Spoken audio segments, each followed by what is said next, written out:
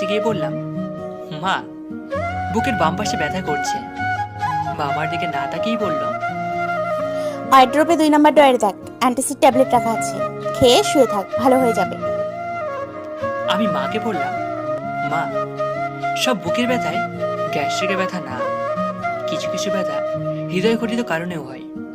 আমার হৃদয় ভেঙে গেছে, আমি জায়গা খেয়েছি, তাই ব্যথা করছে। মা আমার দিকে অগ্নিময় দৃষ্টিতে তাকিয়ে বলল, একটা মানুষের হৃদয় কয়বার ভাঙে? তোর তো দেখছি প্রতি মাসেই হৃদয় ভাঙে।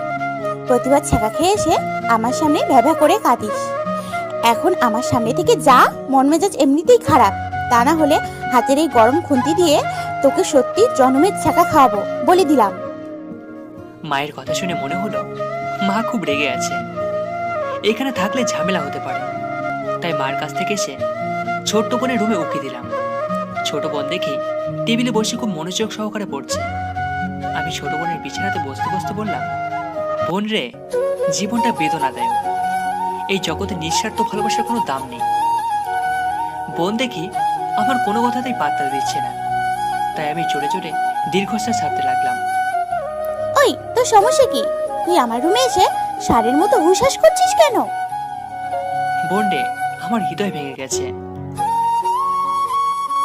তোর হৃদয় ভেঙে গেছে, তুই তো রুমে গিয়ে সুপারগুলো দিয়ে হৃদয় জোড়া লাগা। আমার রুমে কি? কাল আমার পরীক্ষা, সামনে থেকে যা। বড় ভাই হওয়ার পরেও ছোট বোনের হাতে রামধমা খাওয়ার পর নিজে রুমে আসলাম। আমার এই হৃদয় ভাঙার কষ্ট কেউ বোঝে না, তাই মোবাইলে আরমান আলিফের গান ছাড়লাম। তোমার নেশায় পড়ে আমি হলাম দেওয়ানা, তোমার জন্য হারাই গেল আমার ঠিকানা। আমি গান শুনছি আর এক মনে সিগারেট টেনে যাচ্ছি।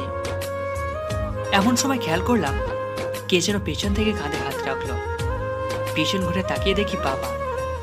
আমি কোনো রকমে সিগারেটটা লুকাতে যাচ্ছিলাম, কিন্তু পারছিলাম না।